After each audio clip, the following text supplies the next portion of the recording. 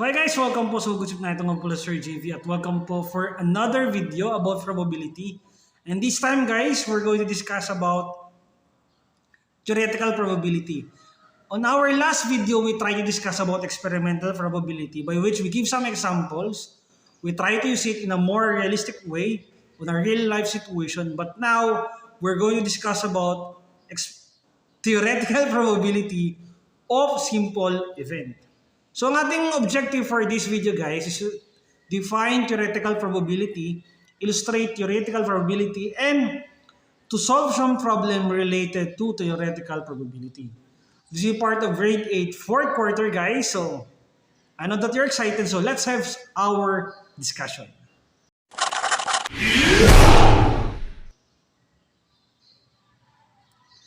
So if basically we're talking about theoretical probability, let's try to define it first. So kailangan nating malaman kung ano ba yung theoretical probability. Pag sinabing theoretical probability, ito yung number of ways an event in a favorable outcome divided the total number of outcomes. So we're going to have the probability of a certain event based on what we expected to happen in an experiment without doing the experiment. Napakasimple guys, ito po ay outcome based. So, ginagawa natin dito technically guys, so we're trying to perform an experiment without doing it. Ibig sabihin, mag-solve tayo ng probability kahit hindi tayo nag-experiment. At ibabase natin to guys, doon sa outcome noong mismong problem. At ito guys ay available doon sa mga problem solving na kung saan yung outcome natin ay definite. Ano ba ibig sabihin ng definite? Kung kayo guys ay mag-solve ng mga probability ng mga simple event, ibig sabihin ng mga definite na mga situation, example, dice. Di ba sa dice may 6 faces ang dice? Ang outcome nito guys, yung 6 na faces. Sa flipping naman ng coin, 2. Ibig sabihin, we have a definite outcome or subspace doon sa mga given na experiment na yun. Kaya tayo guys ay makakapag-solve using theoretical. At guys, ang formula ng theoretical probability is number of favorable outcome over the total number of outcomes in experiment. And yun nga yung ginagawa natin guys. After we solve them, we express the probability in decimal, fraction, or percentage. So, para mas maintindihan nyo yun guys at ma-realize ninyo kung ano ba yung sinasabi kong theoretical probability at yung mga event na to, let's have some example syempre. Now, dito sa ating first experiment, we're going to roll a die. So, die tayo for singular, dice naman pag plural. Ano yung probability ng event na makukuha natin ay odd number? So, ibig sabihin, yung una nating die, kung tayo ay magro-roll ng isang die, ibig sabihin, odd number makukuha natin. So, let's talk about their possible outcome. So, sabi ko nga sa inyo sa theoretical probability, hinahanap natin yung outcome ng experiment kahit di natin siya gagawin. So total number of outcome is 6 possible outcome. By systematic listing around guys ng fundamental principle of counting, we have 1, 2, 3, 4, 5, at 6. Yun yung lalabas sa sagot. Ang hinanap lang natin guys ay odd number. Ibig sabihin, ang odd number nito ay 1, 3, at saka 5. So getting 1, 3, at 5, that will become 3 over 6. So 3 over 6 or 1/2. Ibig sabihin guys, we're going to have 0.5 or 50% that we're trying to get an odd number. Now, ano naman guys yung number higher than 4? So, we're going to use the same thing. So, for example, we have 1, 2, 3, 4, 5, and 6. Kukunin natin guys yung number na higher than 4. That will be 5 at 6. So, that is 2 over 6 equals to 1/3 or 33% or 33.33%. Ibig sabihin dito guys, ang nakikita nyo, based dun sa outcome, dun natin kinuha yung pumasok dun sa event niya. Sa odd number, kinuha natin ay 1, 3, at 5 since yung pasok dun sa category natin dun sa event. Higher than 4, we have 5 at 6. Just divide mo lang yung sa total number ng outcome. Since alam natin kapag die ang pinag-uusapan, ang total number of outcome ay 6, so dun natin siya dinivide. So 3 divided by 6, that's 1/2, 2 divided by 6, that's 1/3. Okay? So dapat guys, meron na kayong idea kung ano ba yung possible outcome ng given experiment bago kayo mag-solve. And we're going to continue with our next example. Now, this time we're going to have 2 coins. So we're going to flip 2 coins here and we're going to do it simultaneously. Now, basically, ang ating event ay at least 2 head at saka 2 faces. So, ibig sabihin kapag 2 head, so we're going to look for the fundamental principle of counting. 2 outcomes ay 2 outcomes. That would be 4 possible outcomes. Ibig sabihin, 2 faces times 2 faces, that's definitely 4 faces. So, systematic listing, that would be head, tail, head, at saka tail. So, ang at least 2 head, guys, kung kukunin natin dito, that would be 1 over 4. Or 25% or 0.25. Kasi yung head natin, guys, isa lamang dun sa 4. Okay? Pag same faces naman, di sabihin, parehas sa tail, parehas sa head. O di 2 over 4 or 1/2. That would be 50%. So guys, ano yung kailangan yung maintindihan kapag we're dealing with theoretical? Dapat, guys, kahit hindi kayo mag-experiment, alam ninyo yung possible total outcome natin. At kaya nyo siya dapat imagine. If you're trying to imagine it after, saka nyo siya masosolve. At yun yung maganda doon. So let's continue with this. 2 pair dice are rolled. Determine the probability of getting the same number. So we're talking about the same number. Since there's no experiment done, getting the probability of number will be based on the outcome of the dice. Okay. So kinuha natin guys yung possible outcome ng dice. We have 1, 1 hanggang 6, 6. Okay. Yan po yung possible namang sagot. Ngayon, we're looking for the same number. So bilugan natin siya. Yun. 1, 1, 2, 2, 3, 3, 4, 4, 5, 5, at 6, 6. So definitely that is 6. Since ang ating pair ng dice ay may 6 na faces, at another pair of dice ay may 6 faces, so 6 times 6, that is 36. So ang total number of outcomes natin ay 36. So that will be 6 over 36 or 1 over 6 sa lowest term. So don't forget to get the lowest term, guys. Okay? So pwede siya i-convert sa fraction decimal, kayo na pong bahala doon. Now, we're going to do the same problem, but now we're going to get both odd number. So odd number naman guys ang pag-uusapan natin. We're going to have 1, 1, 3, 1, 5, 1, 4, 1, 4, 4 na ako ng 4. 1, 3 rather. 3, 1, 5, 3, 1, 5, 3, 5, at saka 5, 5. So, all in all, that is 9 times divided by 36 or 1/4 or 0.25 or 25%. So, ganoon guys i-solve yung theoretical. Dapat alam mo na yung total number of outcomes. Tapos alamin mo lang yung favorable outcomes sa hiningi natin. Divide mo lang, that's probability. Napaka-simple, napakadali. Diba? Now, let's continue with another example. This time, we're going to look for the sum of 8. So, same set of outcomes. I think subspace natin, yung kabuuan niya. That will be, so 1, 2, 3, 4, 5, 6. 6 times 6 at 36. So, hanapin natin yung sum ng 6. We have 6, 2, 5, 3, 4, 4, 3, 5, and 2, 6. And that will be, pag inad mo ang 6 plus 2, that is, syempre, 8. 5 at 3, 8, 4 plus 4, 8. That will be 5 over 36. Kasi lima sila.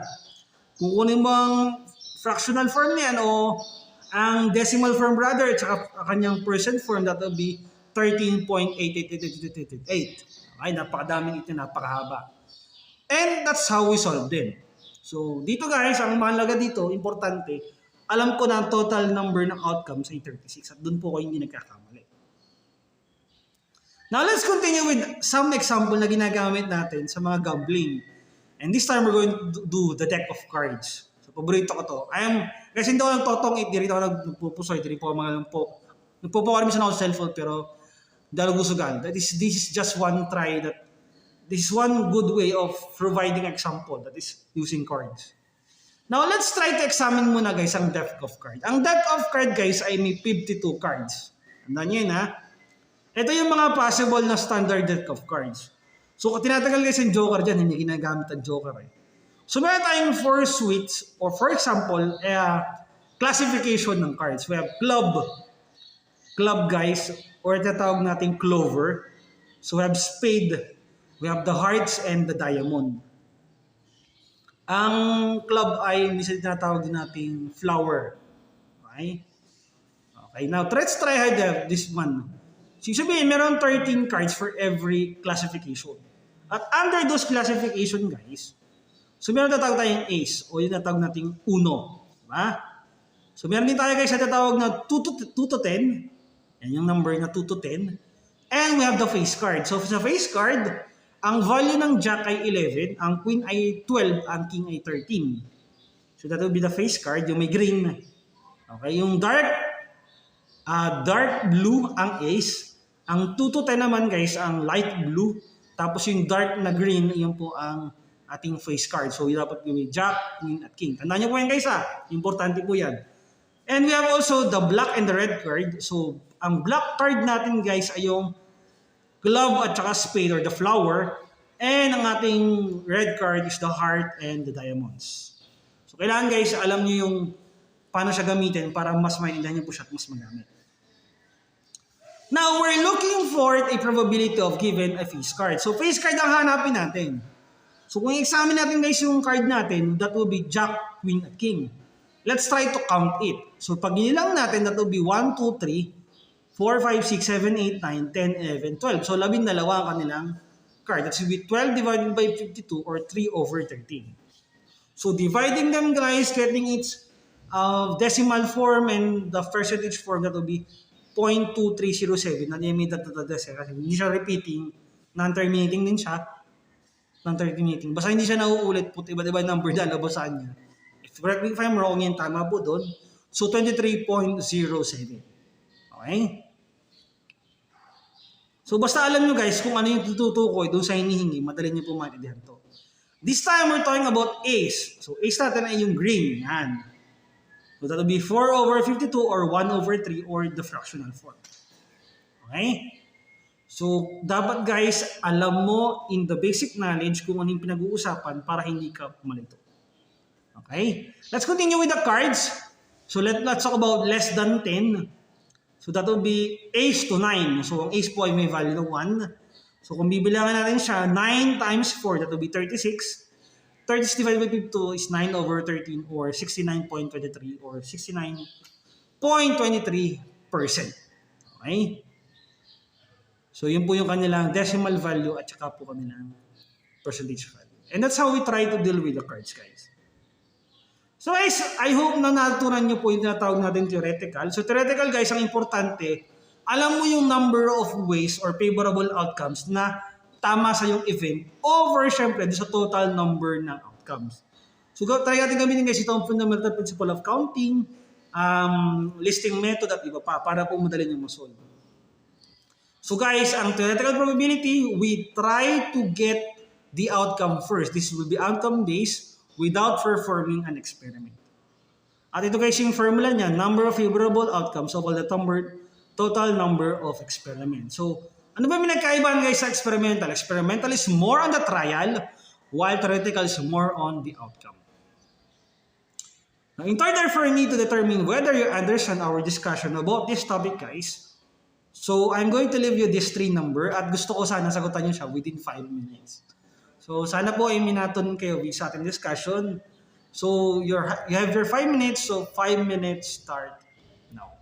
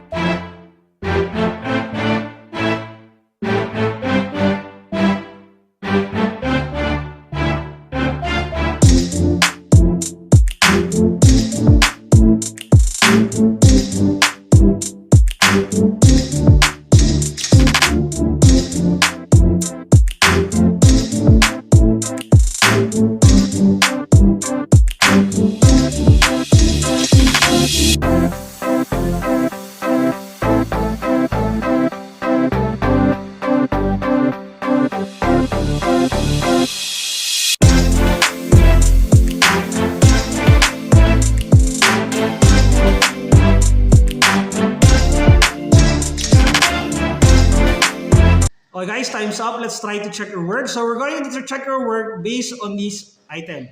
So we're looking for the theoretical probability of each the problem.